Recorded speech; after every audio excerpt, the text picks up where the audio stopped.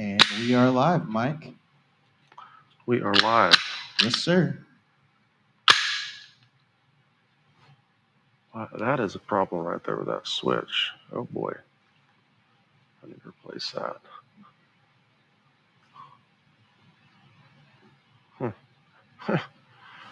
Good thing I got a new Optic, right? So, we have anybody on right now? Wow, we have some viewers on. Looks like we might have 3, 4, 5, 6 on. We'll give them just a second to jump on. I've got all my tools and firearms and optics laid out here. I'm kind of excited about this. So, all right, folks, we're going to kick this off. I don't know how many live viewers I have right now. Of course, we are live on several Facebook pages. Welcome to the Tuesday afternoon live stream. My name is Mike Seeklander. I'm going to be your host and your tour guide, of course. Today, we're talking about optics. We're talking about selecting an optic. We're talking about picking a dot size or reticle pattern. We're bringing an expert on the show. Our second guest ever, Buck Hawley, owns C&H Precision Weapons. Great guy, former Marine, and someone that knows a few things about mounting an optic. Literally, he's built his business around that. And I'll let him tell you more about his bio here in a second. Of course, before we get into it, safety is always important to me. So if you're handling a firearm of any kind, please make sure it's unloaded. So if you've got your carry gun or you got any guns there, please unload. I've got several firearms on the table. I've already checked those and unloaded those. If you're going to grab a gun with an optic mounted on it, please make sure you have a safe dry fire area. All dry fire rules apply. All safety rules apply. If you're not willing to comply with those, I have to ask you to leave the live stream on. Of course, hey, Tim Herron is on. Oh my gosh, Tim Herron. I got my comments down on the bottom of that screen. Vincent is on, Salvo. Tim Herron is actually going to be on a show. What are we doing, Tim? May 16th or something like that? Tim Herron, one of my alumni, one of my favorite guys in the whole wide world. Chris is on, IDPA. And by the way, Chris just says shared. So if you haven't clicked the share button, do me a favor and click that share button. Also, like. What Facebook likes to see is people liking videos. So when you're on a live stream and everybody clicks like, Facebook says, hey, I'm going to show this to more people. Of course, we're getting into this. A few things before I bring Mr. Buck on. Number one, the weekly programming is up. I didn't promote it on LiveFire yet, but we are live with this week's drill. It's pretty unique. This week, we're working the strong hand and the support hand presentation. And today's show, of course, is about optics. But if you are shooting with an optic in carry optics divisions or you're carrying with an optic, it's critically important that you work on that presentation. That ability to present a gun with an optic on it is a memorized position. So this week's programming drill will allow you to do that. If you're a LiveFire member, send me a message, give me a follow on LiveFire. If you're not a LiveFire member, you got to check it out. We're going to float a QR code by. I'm telling you, it is one of the greatest training resources you're going to find. We've got a full social feed. We've got a logbook function. We've got a built-in part-time function. It's incredible. The feedback has been fantastic. We've got some cool stuff coming up that I can't tell you all of the details about, but we're doing a few things on a group feature, an open social post as well. So get on there, give me a follow, and then start to run the drills. Check out that weekly program. And for those of you that don't know, we do weekly program. So every week I'm posting a purpose design drill for you to learn from. So here, let's not delay this any longer. I'm going to read part of this bio, then we'll bring Buck on. Buck Hawley is an Alaskan native with a passion for family, hunting, and fishing. After serving as a U.S. Marine intel analyst for 9 years, Semper Fi, Buck. I'm a former Marine as well.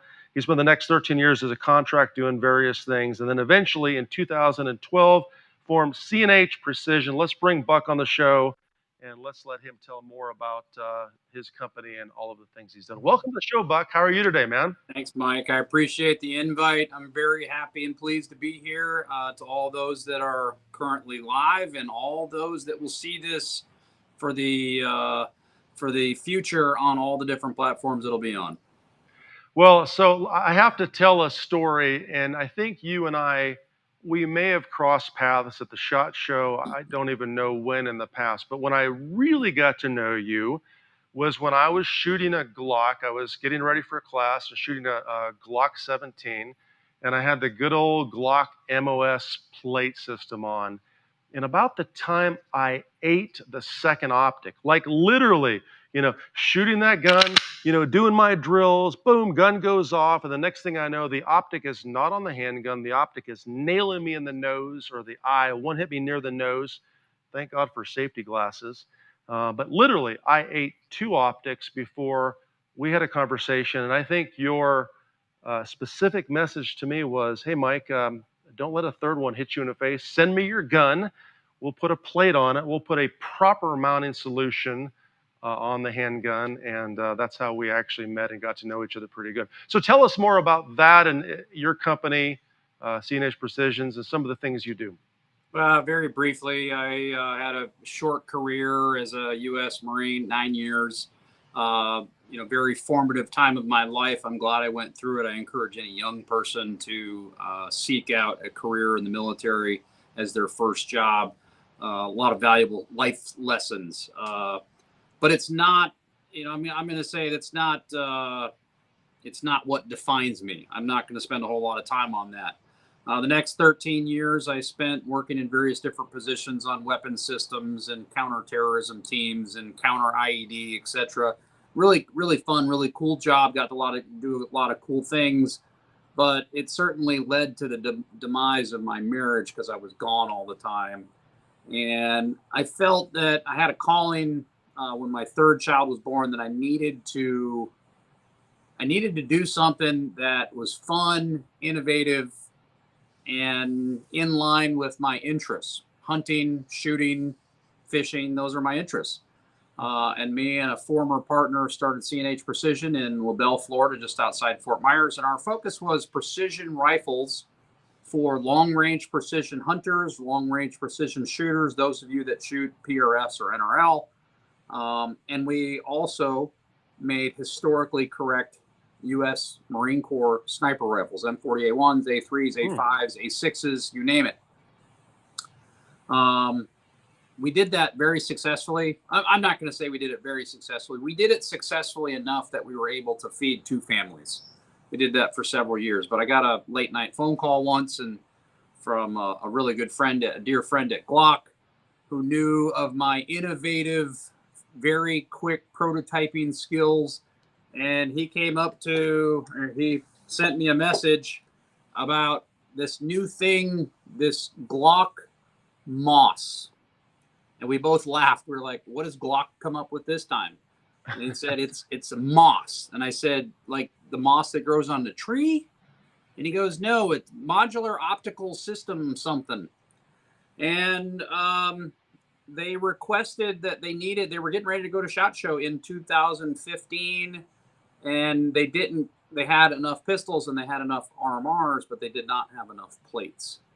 And I was called upon to very quickly and rapidly make some extra plates for marketing activities, for demos, etc. So, when I got the call to make 25, instead of making 25, I made 50.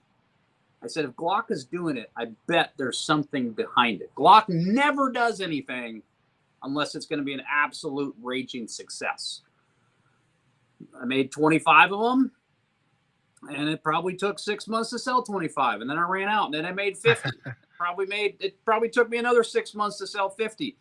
Fast forward, that was in 2015. Fast forward 7 or 8 years later, we now average on a weekly basis. We now make somewhere between 4,000 and 6,000 mounting plates per week. Per week. So if there's any, so here's where I will hang my hat after this conversation and any of your viewers. If you want a bare knuckle education on growing a small business into a behemoth and all of the nightmares, the very few successes, but you want to know all the nightmares of growing a small business into a little bit of a behemoth and all the lessons learned, you come here, I'll give you an MBA education that will rival any from these Ivy League schools. I mean, I've learned some lessons that I can help other business guys. I don't care what business you're in. If you're in lawnmower, if you're making pistol parts, we have learned a lot. Scaling from making 25 or 50 a year to 4,000 to 5,000 a week comes with numerous problems, numerous headaches. But we're very proud of what we did. We've got a couple patents, and we've helped out thousands, hundreds of thousands of people just like you keep an optic on a pistol. And we're very happy with our line of business. And it's also allowed me to spend most of my free time hunting now. And I get to venture into other things like making our own brand of red dots. Yeah. So your company is super successful, and I'm going to take just a second to welcome all of the folks that are watching us right now and ask you to share and like, and of course do all the same thing. I know I got a bunch of my members on now. Pat Cahill's on, coin number 2446. My mom is on watching you right now, Buck. We've got Will Rhodes, 2269. Of course, these are all American Warrior Society coin members. I know we got some LiveFire members, probably some ACSS members, IDPAs in the house. Juan Rodriguez, hello, Ron, how are you? Steve Miller, of course, Gerald Robertson, how are you as well? So welcome to the show, folks. If you're watching us, my name is Mike C. Clinner. I've got Buck Holly on. We're talking about both selecting and optic, and we're going to talk about Buck's new line of optics, which I saw first at SHOT Show. And I actually have them in boxes right here. I haven't even unboxed them. And we're going to talk about a bunch of things. Then Buck is going to school us on properly mounting an optic. So Buck, let me start off with the question in terms of selecting an optic for a handgun, whether that's a defensive handgun or a competition handgun. What are the principles that you find are will make you successful in that selection process?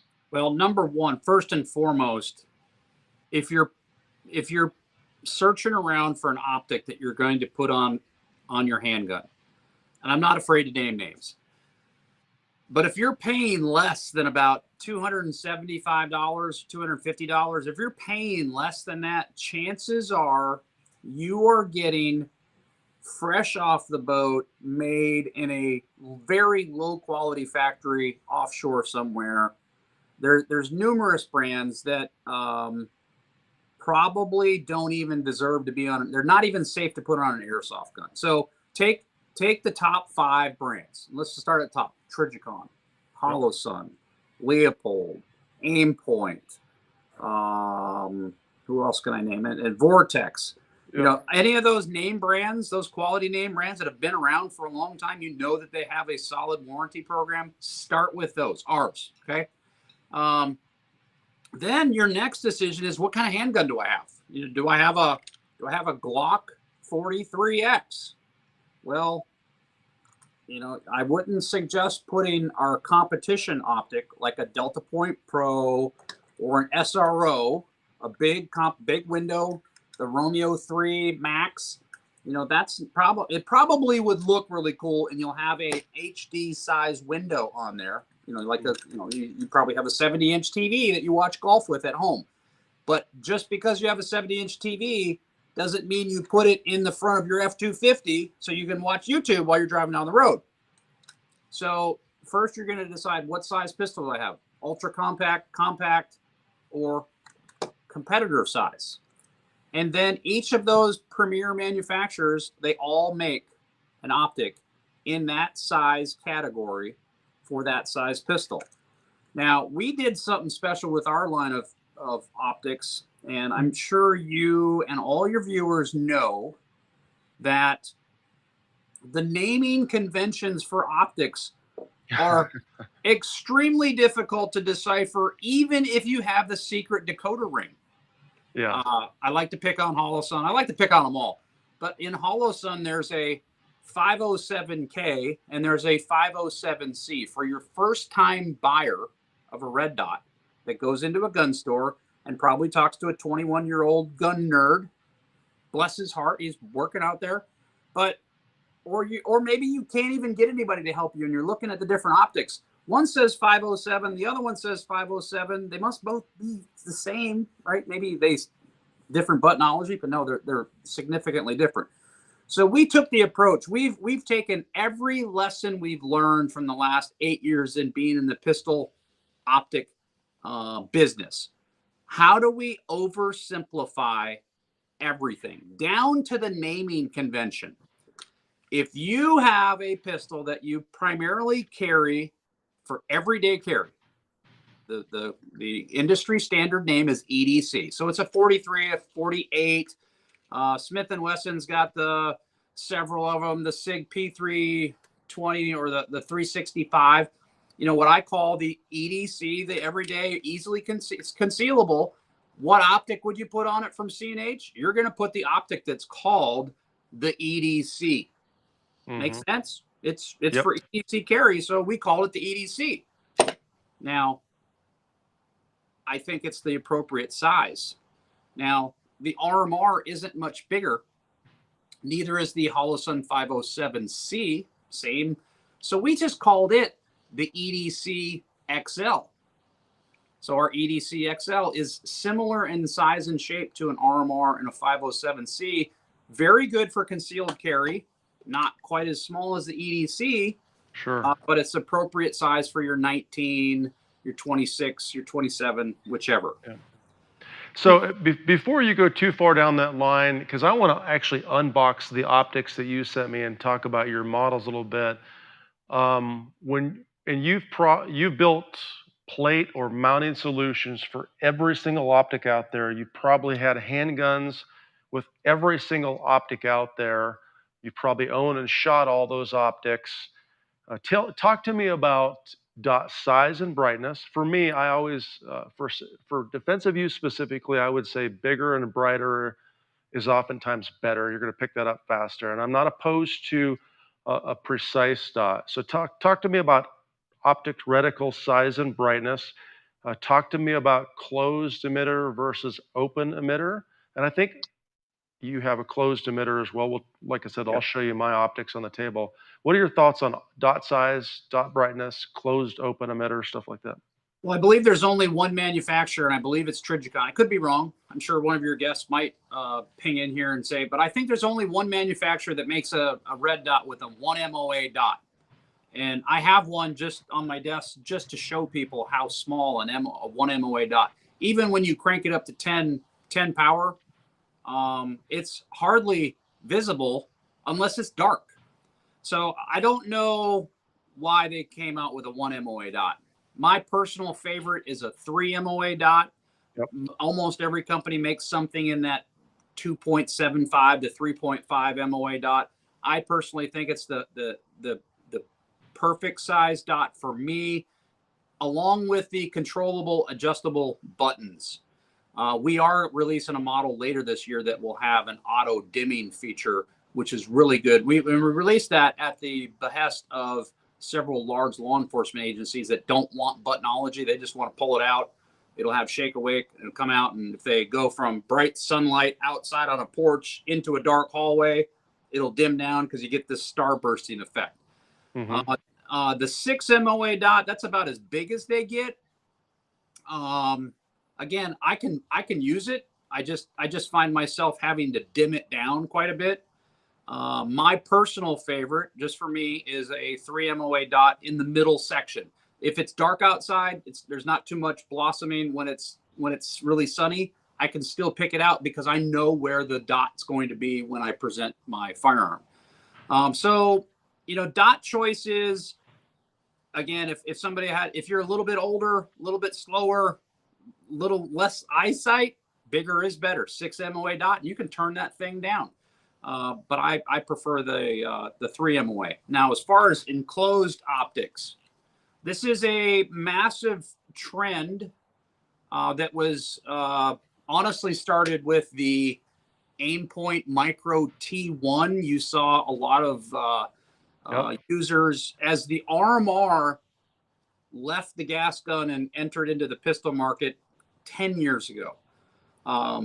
Prior to that, competitive shooters, Hilton Yam, former FBI guy down in Miami, he was running an Aimpoint Micro T1 or some little enclosed emitter on a mount on top of a 1911. with great success. So red dots on pistols has been around for like 15 years, really.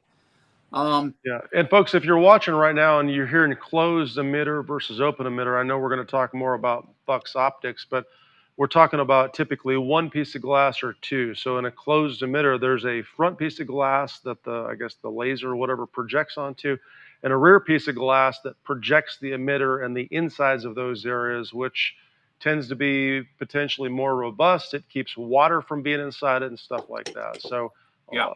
So the common problems that people associate with open emitters is because there's only one piece of glass in here. I mean, I can touch it from both sides, right? Sure. So the common thread that people like to discuss is you're a police officer in Wisconsin, Minnesota, Canada, Yep. right? And you're in your warm cruiser. Everybody's experienced this with their eyeglasses, sunglasses, whether they're getting out of a hot car into or a cold car into a warm climate and your glasses fog up, or vice versa. There have been some thoughts about your optic lenses fogging up. With the closed emitter, it's less of a problem, they say. Never personally experienced it myself. They've talked about, well, I'm joking, but you know, your pistol's in your holster. What if you dropped a French fry in there and it got greasy and smudgy, right? Well, it's really hard to stick your thumb in here and clean it out without further just spreading the goo around. But with an enclosed optic, if you're sitting there eating a jelly donut or a French fry and you drop something on the back, you can just wipe it off. Yeah. Okay. That might happen sometime. It's not probably prevalent. The other one is, I love to hear this story. I'm fighting this perpetrator. We're rolling around in the snow and the mud, and my optic gets impacted with mud or snow or crap, right? Right. Well, guess what? I hate to tell you, but if you're rolling around with a perp in the mud and in the snow, one or both of these lenses are going to be covered in schmegma, and it's going to be really difficult, if not hard, to see through it too. So, yeah. Well, I would guess if you're rolling around with that perp, you're probably at a distance where the optic is not effective or not even necessary. We're talking about contact shooting, point shooting, or whatever else. And of course, you know, Buck, when people select an optic for a handgun, that's one of the things they should consider is why we're selecting an optic for a carry handgun or a duty handgun. And I think, you know, if I were to look at my classes across the board, 3 years ago, 30% of the shooters had an optic on a handgun. Now, 60% of my students in any given sign-up class probably have an optic on their handgun. And I would bet in 3 years, 80% on an open enrollment class will have an optic on a handgun. And you know, you make an open emitter and a closed emitter. One of the downsides to the closed emitter is there's more optic there. It's more weight. What is the weight difference from your EDC XL to your closed emitter optic? Those are numbers that I don't pay attention to as much because I pay attention to other more poignant numbers. But if I had to guess, I would say it's probably measured in, you know, we measure optics in grams, and I forget how many grams it weighs, but I would say that the enclosed emitter is probably 25 to 30% more weight. Yeah. But when we're talking about 2 ounces versus 1.5 ounces, or maybe it's 2.5 or 3 ounces versus 3.5 or 4 ounces, it's very negligible. There's one extra piece of glass and a little extra housing around it. So weight shouldn't be a major concern. They'll cycle on every pistol. I haven't found a pistol. The only pistols that don't like to cycle with red dots are your newer, very light shooting 22s, the Glock 40, sure, 5 or whatever. So you try and put red dots on 22s, and they sometimes have an issue cycling. So that's the only pistol I've ever found. I don't care how big the optic is, an SRO, an enclosed emitter, an aim point, or ours, they all cycle. Yeah. Hey, folks, if you're jumping on right now, the live stream, Mike Seeklander here with Buck Hawley of CNH Precision. We're talking about optics selection. We're talking about optics mounting here in a second, as well as he's going to give you a peek of his new optic line. Of course, I'm also joined by Charles in the booth. I should have said hello to him earlier, aka my conscious. He's running the show here and controlling the sound and controlling all these different cameras in the studio. So shout out to him as well. If you're one of my members, please click that share button, click the like button, let folks know we're on. We're on IDPA Facebook page, Shooting Performance Facebook page, the LiveFire Facebook page, probably the American Warrior site, a bunch of Facebook pages. So tell people what we're talking about. And Buck, would you take it away and talk to us about mounting an optic? And also, give kind of the principles of direct mount versus plate mount, pros and cons, what you're seeing most successful in that arena. So we're going to start with that question first. So there's the, do I buy a pistol that is pre-cut for an optic system, SIG, Smith & Wesson, Glock, HK, Taurus, you name it, Walther. If you believe at some point that a newer, sexier, lighter, faster, some feature of an optic is going to come out at some point in the next few years, and they will, and you might be willing to take one optic off of a gun and put another one on there, then I highly recommend that you buy a pistol that comes configured from the factory with their optics cut. Now, if you're like me, and when you build a firearm, I think I have hundreds of firearms, rifles, pistols, shotguns. Once I build a firearm, it stays in that configuration forever. It ain't coming apart. If you're that guy, then I seriously suggest that you look into a direct mount system. Companies like mine, companies like Mike Parker at Agency Arms, our other favorite milling company, you send your slide to them and they cut it perfectly for the red dot that you select. I mean, it is money. That thing ain't moving, ain't wobbling, ain't nothing. If it comes off, you got bigger problems than your optic just came off your pistol. Okay? Sure. So now, so I prefer direct mount every day, all day, if I can. It decreases the failure point significantly. There's less screws, less things can go wrong if it's direct mounted. But is a direct mount typically or almost always going to be lower on the gun as well, which might be an advantage? Because every company that makes a pistol that allows you to mount multiple optics, we're going to pick on Glock. So Glock has the MOS cut. Aaron Cowan says it's the worst optics cut ever invented. He's Sorry, entitled Glock. to his opinion. He's not going to say he's wrong, because it was invented 9 or 10 years ago. They didn't know what they know now. And Glock, once they do things, they don't like to change much. But when you mount something to this pistol, you have to have a plate, and plates have to, there's got to be some thickness there to be able to screw down into them or to clamp onto the sides of them. So sure. If you direct mount, this is our duty sight. It has the same footprint as the Acro. If you direct mount this, it'll sit about 100 thousandths, a tenth of an inch lower than it currently sits with the plate. What that does for you, and in some instances, is that allows you to save money, time, and energy, because if you can mount it low enough by direct milling it, you can sometimes get away with using the factory sights that came on it originally. And that's something that you got to consider whenever you're putting one of these on your pistol. 80% of the time, you're going to have to upgrade these as well if you want to have some type of a co-witness in case your dot doesn't work. Yeah, and here, folks, if you're listening and you're going to carry a handgun with an optic, my personal strong opinion is you have to have co-witness sights or some other sighting system.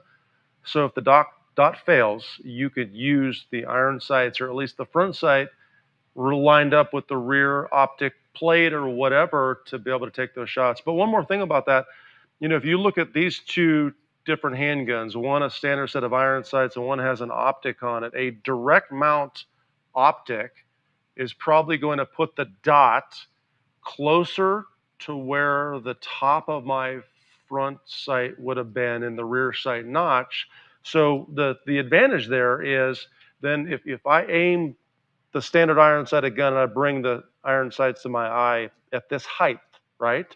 And I have a direct mount optic, when I bring the gun in front of my face, the gun position is probably going to be very, very, very close to where the iron sighted position was. So there's not a positional change in terms of your arms.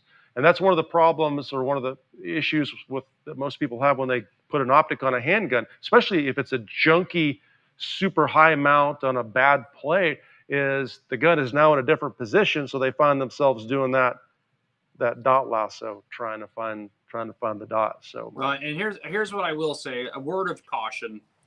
If you have a pistol that is not equipped with an optics cut, so you have a Gen 2, Gen 3, Gen 4 Glock that doesn't have an optics cut, and you're dipping your toe into the optics market, you're not sure if you want to do that. Please, please, please do not be the person who buys. There's several manufacturers that make a plate that slides into the dovetail. Yes. And listen, we make one, okay? But we make them for law enforcement agencies that are running training pistols. And we just secured a foreign military contract for training pistols. They're for training. But if you're putting all of this mass, and this thing slides back and forth at like 8 or 9 or 10 Gs, that's a lot of movement, a lot of speed, right? And if you're putting all of that stress on that little bitty dovetail, that's the only thing that connects this big hunk of metal to your slide. It's not a matter of if it's going to come off, it's when it's going to come off. It's catastrophic. Aside from the fact it's going to come off, is that it pushes the optic like a half an inch. You might as well just put a Picatinny rail on top of your pistol and mount it, because the thing sits like a half an inch high. That's where you really have problems with shooters. They're way too high. And I don't know if this counts, Buck, but they look stupid. I mean, that's kind of part of the deal. You have a very well-branded product line, a well-branded boom squad. All your stuff looks good. When I see those rear sight dovetail mounted optics, I'm like, I shouldn't even say it, because I don't want to. If someone's watching and you have that, please don't feel bad, but it just looks junky. So please reach out to Buck, get a good plate or whatever else solution. Yeah, have your slide milled, or buy a pistol or acquire a pistol that uses the plate system, and you'll be squared away. Okay, so Buck, I would like to maybe work through mounting an optic on a handgun if you would teach us all of these steps. And then after that, both with what you have there, and I'm going to be unboxing some stuff, I'm going to have you walk us through your entire line of new optics, and then we'll do some Q&A. I know we have a couple questions in queues. John Rena said, I've always believed that these various companies use different mounting solutions in order to somehow create barriers to people using a different optic. Maybe so. Is there any possibility that's going to? Oh, he asked if there's any possibility ever that there's just going to be a standard mount for all optics. That'd be an interesting question to respond to. I doubt it, by the way. And by the way, I see Roger. Aloha. Wow, nice. Number 2341, Mr. Roger Avelino, welcome to the show as well. Hey, folks, if you haven't clicked share, please do. Text someone, tell them what we're talking about, because the expert, the man, the myth, the Buck, is going to show us how to mount an optic on a handgun. Okay. So without further ado. Okay, I'm gonna do this with you. Okay, go ahead. Maybe. Oh, wow. How would you like to have one of those, Mike? I don't know. What is that, man? Is that like the new Glock that I haven't heard about? Oh, did I show this too early? Maybe. This could be a Glock 12 gauge. Now, so this is it's not a Glock 12 gauge. We're not going to start any internet moves. April 1st is long since gone, but this is a training aid that we actually make. It's made out of aluminum. And this is how we allow our rep groups and our sales guys to teach people how to put optics on. So this is a 2X Glock slide. Everything is per the specification per Glock, but it's 2 times bigger. And here is our plate. Wow, that's a big plate. And here is the secret sauce to our whole thing, and this is called a T-nut. Now, you might say, well, why T-nut, okay.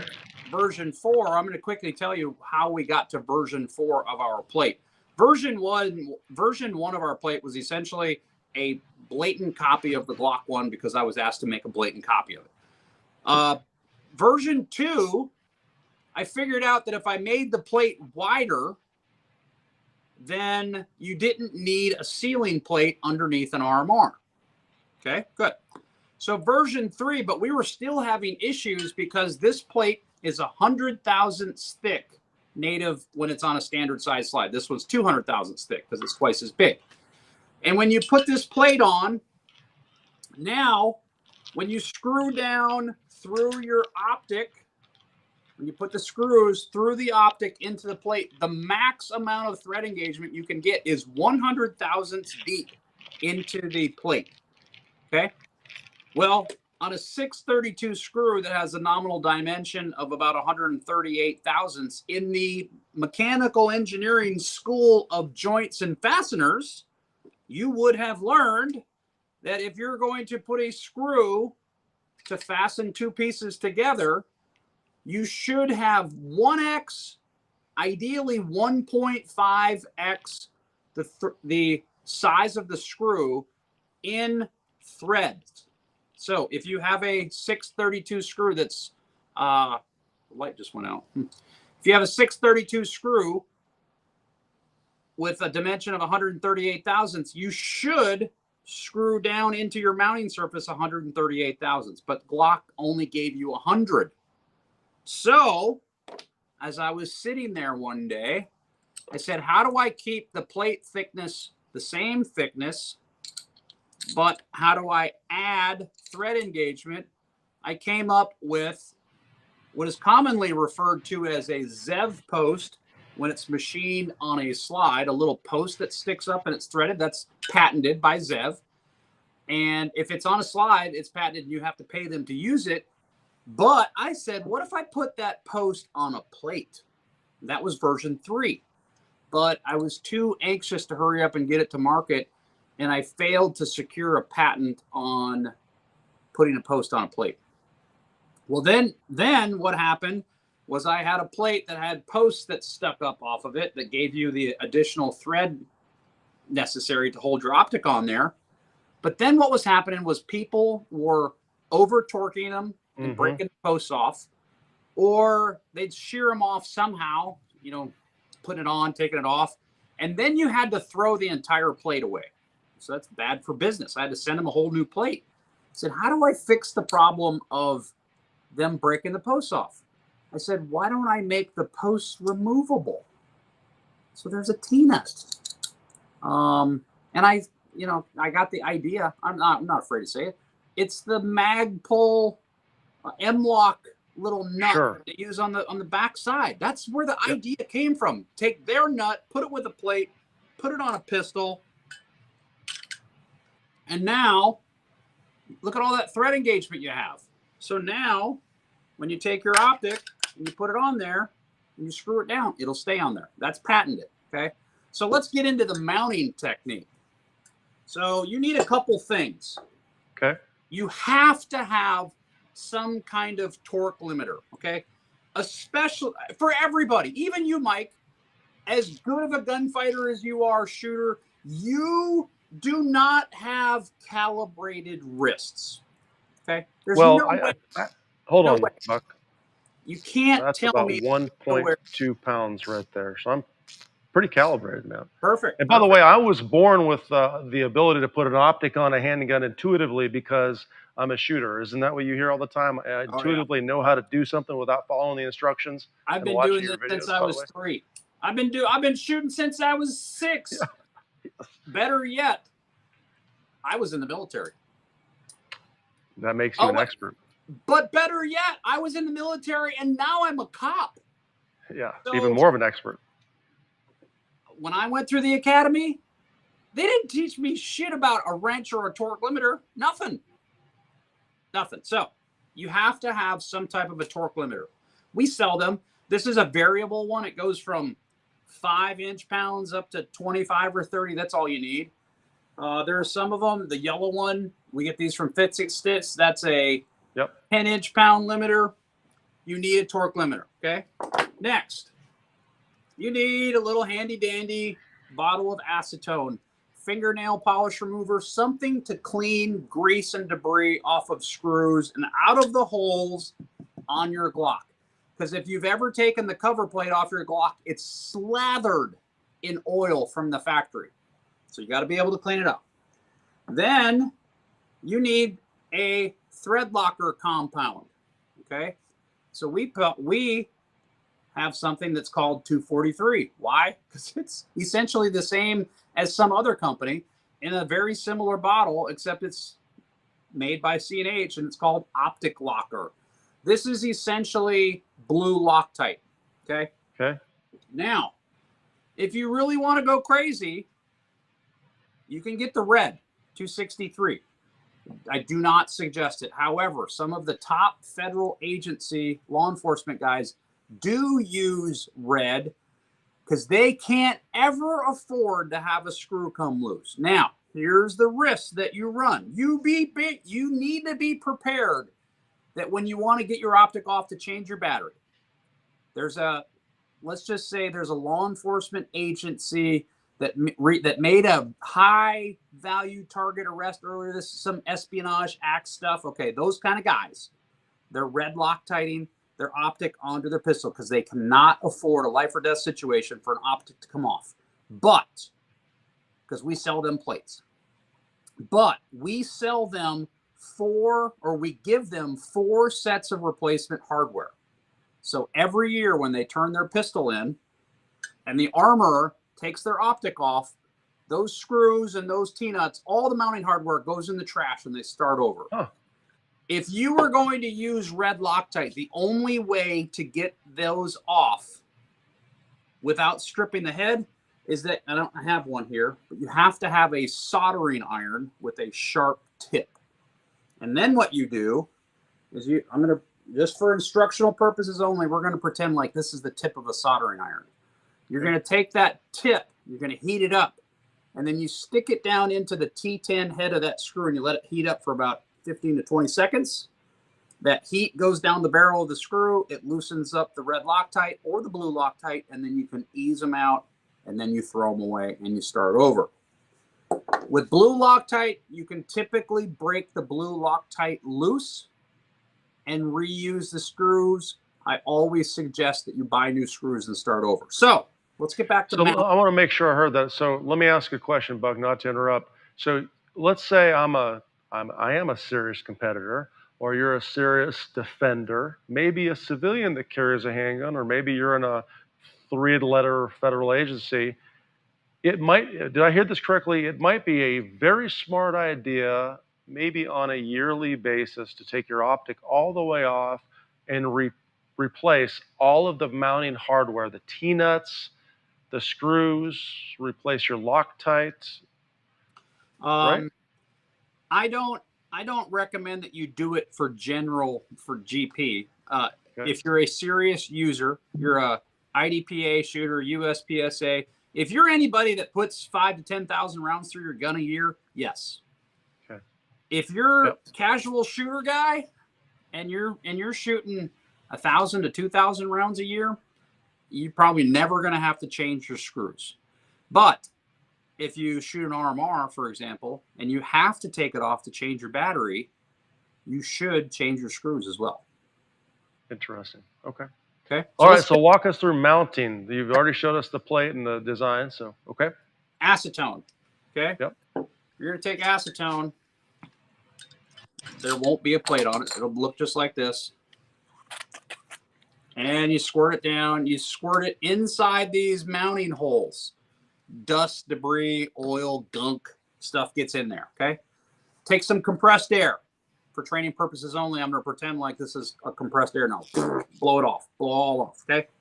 You take your screws and your T-nuts. Your screws and your T-nuts. And you douse those. Get them all clean. Let them air dry or blow them off with some compressed air. Now, everything that you're about to mount is debris-free, oil-free. You're good to go. Okay. Now, you're going to take your plate with its T-nuts and you're going to put it on. I'm going to leave the T-nuts off because it's easier, okay? So you're going to put the plate on, and then you're going to take the screws that come to mount your plate. Our screws come with blue Loctite already painted on them. I still encourage you to use a little drop of liquid blue Loctite. You put the screws down into the slide. You take your torque wrench, and you screw them down until the prescribed torque value, 10 to 12 inch-pounds. And this thing will go click, click, click. Now your plate is mounted to your gun. Now, you take your red dot, put it on your slide. You put the screws, the clean screws, you put a little dab of red or blue Loctite on them, put them through there. Again, you take your calibrated torque wrench, screw it down, click, click, click. And now it's mounted. Now what you do is you take this guy, you put him over here, and you grab this. You have one of these. Leave the pistol alone Right. for 24 hours. If you read the directions on Loctite or Optic locker that we sell, any of the premier brands of thread lockers, they need time to set. If you take this on, you get this from your armor, and you walk out of the armory, and you walk out into the 25-yard pistol bay, it will probably stay, but you're not giving it time to set properly. So let it set up if you're using the liquid thread locking compound. If you follow those procedures, you're getting to my question. Okay. All right. So what are these, people ask? Well, these are, my mind just went blank. These are liquid paint markers.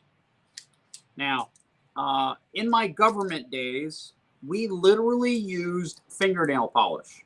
Mm-hmm. If anybody was going anywhere, they would take fingernail polish, because we didn't have sexy, expensive markers like this with the little felt tips.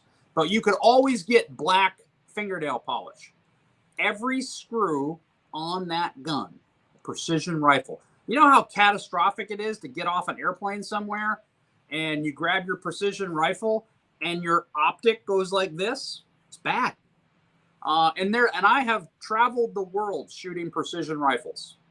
The absolute worst environment for any firearm to wiggle screws loose is in a rifle case in the bed of a pickup truck. Yeah. Airplanes don't really bother them too much. I don't know why. But a pickup truck, an F-250 driving down the road, or a Hilux or whatever, man, screws just come loose. You'll get off, you'll take your gun out, you think it's ready to go, and your screws, your scope's loose. Same with pistols. Yeah. So what we do with this is a black one. And this is an extra safety measure. This is not required, but I highly recommend it. The black one. You take the black one, and here's a scope mount. Oh, new product. So you take this black one. Take the top off of it. This would normally be black as a brand new one. But when you get this full of lacquer paint, you go around the edge of the screw and you fill it in. I mean, that's just gooed in there, right? Then you take your finger or paper towel and you wipe it off and you let it dry, okay? Now what's happening is you've got this screw head, right? and then you've got the hole that's surrounding it. Basically, you're filling in that hole with black lacquer paint. It's an extra measure of precaution. Now, okay, that one probably makes sense. Why the blue one? Well, in the military and law enforcement, we call it a witness mark. So I like to use blue because it's not an obscure color like white or orange. It doesn't catch your eye. But the blue one, and you'll notice this one's got a super fine tip. Shake that one up. And what you're going to do is, I just for instructional purposes, I drew a line. Sure. Well, I'm going to draw that line over the top from one side of the body of the optic over the top of the screw to the other side. It's very easy. I'm shooting. Oh, look at that. Yes. Okay. It's very easy as you're doing reloads, holster check, brass check. Good. Oh, good. I'm good to go. My screws are lined up. Brass check, good to go. Reholster, I'm ready to roll. But if you're shooting a sequence, you're 3/4 of the way through a day, and you're doing your checks, and you look and one screw looks like it's not in line anymore, guess what? You got a problem. You better tighten that sucker up. Otherwise, this dude will come off at a rapid rate of speed and whack you in the forehead like you've had the experience of. I've had that experience twice. And the funny thing is I actually have an optic that has co-witness mounts on it that did have a screw coming out recently at a class. And I looked down and I'm like, oh my gosh, that screw is off the co-witness mark. And I went and got a tool and cranked it down and probably saved myself the third time I'd be hit in the face with an optic. So folks, by the way, if you're just joining us, Mike Seekleiner, joined by Buck of CNH Precision. We're talking about optic selection as well as mounting. Buck just kind of went through the entire process of mounting an optic to a firearm. And there's some steps actually that he mentioned that I can't follow. My intention was to mount one of my optics today, and I realized I need to get some acetone, and I probably have the wrong Loctite.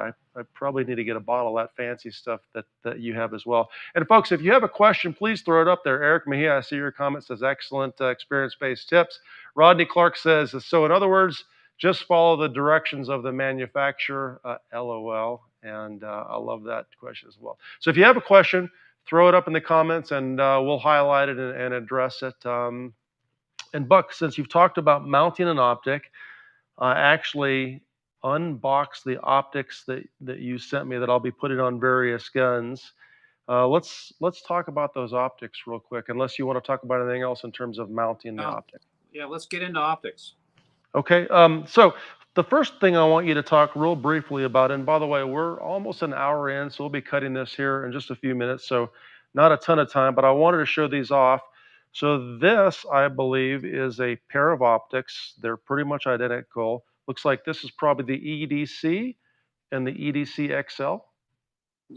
I can't see them as close up as you have them, but if they look the same and one's slightly bigger, then one's an EDC and one's an EDC XL, which is the comparable. Again, I'm not afraid to say names. The small one's comparable. It's an RMSC footprint. So the Romeo Zero, the 407K, 507K.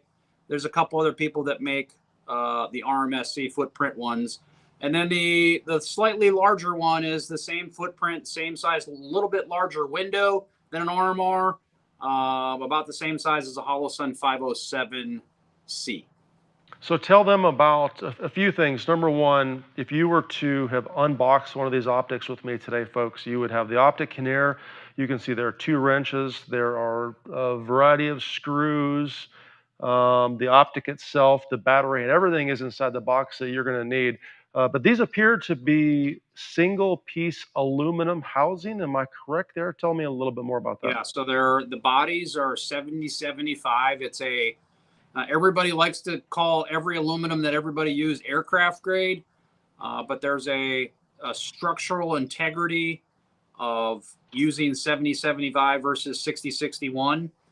So we use a little bit more expensive, a little bit stronger aluminum for the bodies. What we've done, what we pride ourselves in, is we've taken the time, all of the lessons learned over the last 8 years. We're the plate guy.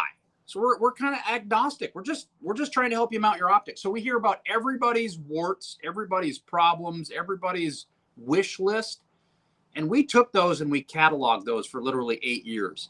And when we said we're going to come out with our own line of optics, I dug back in there, my brain housing group, and figured out what did people like and what did people not like, and what did they want fixed. You know, the features are, it's as big a window as we can get out or can get away with a design, the window size and the housing to maximize the protection of the glass. If the glass isn't there, the glass breaks, it's jacked. Sure. Everybody wants a side battery, because if you have a side battery, you don't have to take it off and change any screws. I mean, it's just the way it is. Now they become a little bit thicker, but we've figured some things out there. So a side battery, a strong housing, a 3 MOA dot. And then what we did on every single optic, if you can see back there, is that we put a rear notch. So say you're shooting a Glock MOS and your rear sight walks, which sometimes they do, or it comes off, you still have a rear notch that's machined into your optic body on every sight that we make, including our enclosed, which is innovative on our enclosed. Nobody makes an enclosed optic with a built-in rear sight in the back window. We do. So we built the same footprints and same sizes that everybody likes. The RMSC footprint, the RMI size and shape, and enclosed. And then what we did was we said, how do we negate everybody that the difficulty is? You go buy an HK VP9, okay? Then you buy your optic. Guess what? You get home and they don't go together. You did not know that they needed a plate. So now you got to search around the internet. You'll eventually find us or another supplier that makes plates, and you buy the plate, and then you're pissed. You're stewing for 3 or 4 or 5 days waiting for this plate to show up. I said, we're the biggest manufacturer of plates in the world. We're the premier brand. How do we put ourselves out of business? Well, we're making direct mount optics. You don't need a plate to put our optic on an HK, on a SIG, on a Taurus, on a Walther, on a Smith & Wesson M&P, or on a Glock. No plates required. Now, if you want the standard trio, the acro footprint one, we make a plate and you can put that one on there. If you want a huge window, well, you're going to end up with a huge window and a plate. This is our competition. We named it the comp for competition, so you knew it was technically probably for comp, but you can use it for anything. And our enclosed one is called the duty, because we highly encourage duty officers or duty people to use that. So we didn't want to screw with people in their naming conventions. There's 3 different kinds. There's an EDC, there's a duty, and there's a comp. Pretty easy. Yeah, folks. And by the way, a couple of questions. Let's highlight those. With old guns not cut for a red dot, does the frame need to be modified for a red dot mounting? The frame, no. Yeah. No. I can't recall a single pistol where the frame would need to be modified if you cut the slide for a red dot. So the answer 99% of the time is no. Okay. And we have a question from Colin. It looks like it's probably a customer service question. He says, what's the return process with C&H? You can address that briefly if you want to, Buck, but we'll probably tell Colin to contact the company. We'll put a contact information up there as well. Any other questions that I'm missing? I don't see anything else up there. So Buck, tell everybody where they can learn more about your company, get a plate for an optic, check out these fantastic optics, and learn more about what you're doing. I highly encourage people to go to our website, chpws.com, Charlie Hotel Papa Whiskey Sierra.com. Find us on Instagram. You are not going to find me on social media virtually anywhere. I do have an Instagram page, but I post personal pictures of my travel and hunting trips. Nothing business. I have customer service people that handle all that. They're way more tolerant of weird questions than I am. And if there was ever a knock against me, it's that I don't put up with people's bullshit. I'm sorry. It's just my personality. I'll live with my customer service people will deal with your questions. I don't want to deal with them. I just want to sit in my cave hunting.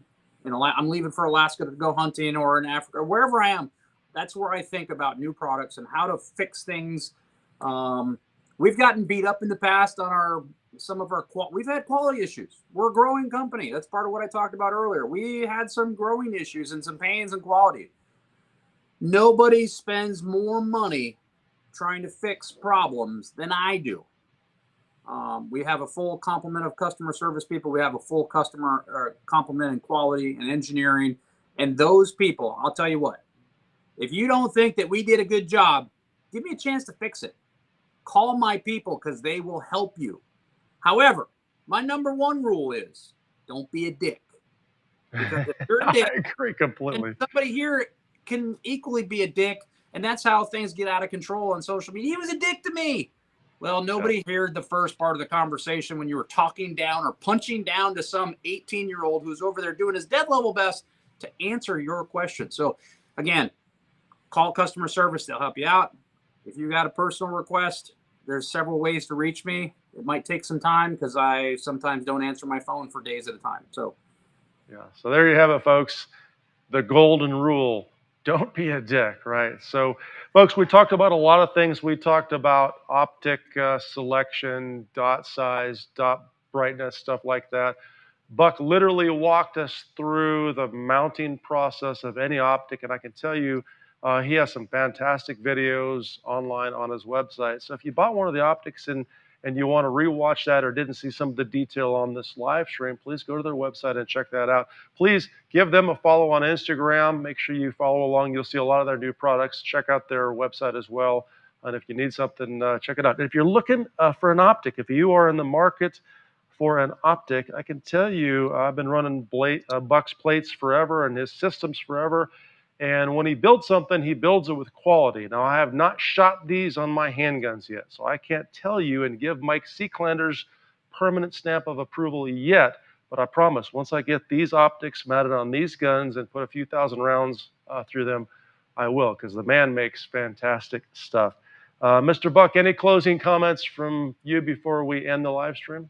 Well, I'll just give you one parting shot. If you're trying to decide on what kind of an optic to buy, I really think that you should give our optics a serious look. Yeah, you might end up with a Trijicon or a Holosun or a Leopold, one of the premier names, Vortex, all of them make good optics. But I'll tell you what, we set out with pure determination to make the best, most highest quality optic on the planet. Every single optic that leaves our factory gets put on a test fixture and gets 500 simulated cycles on a pistol before it gets taken off and function checked to make sure it's good to go. You're not gonna get an optic and put a battery in it and say, "Oh my God, it didn't turn on." That's not gonna happen. Our second, and if the man says he's gonna make something high quality, trust me, he will make something high quality. Our second purpose in getting into the red dot market was, my purpose in life is to needle other big companies. There are big companies out there that are ratcheting the prices up for for you, the consumer. Okay. I am one of you. I am not a corporate weenie. I do not have an MBA. I think that you should get a great warranty, great customer service, a great product at an affordable price. So every one of our optics, this optic that's just as big as a DPP or an SRO is going to be 20 to 25% less than both of those. Same performance or better performance. I am here for the blue collar worker dude. Yeah, I might be wearing a blue jacket from the Masters because I was given free tickets. So I am here to support you, the blue collar worker dude, the general dude who's pushing a black and white and has kids and can't afford a $600 optic. How do I shoot IDPA or USPSA? I want a big optic. This one. Boom. There you go, man. Thank you so much for taking the time to join us, folks. Please Check out their website. Check out those optics as well as plate mounting solutions. Trust me, if you need it done, they can do it. I have multiple mounting solutions and plates with my guns. Fantastic company. So give them a check out and a follow on Instagram, folks. And until then, train hard.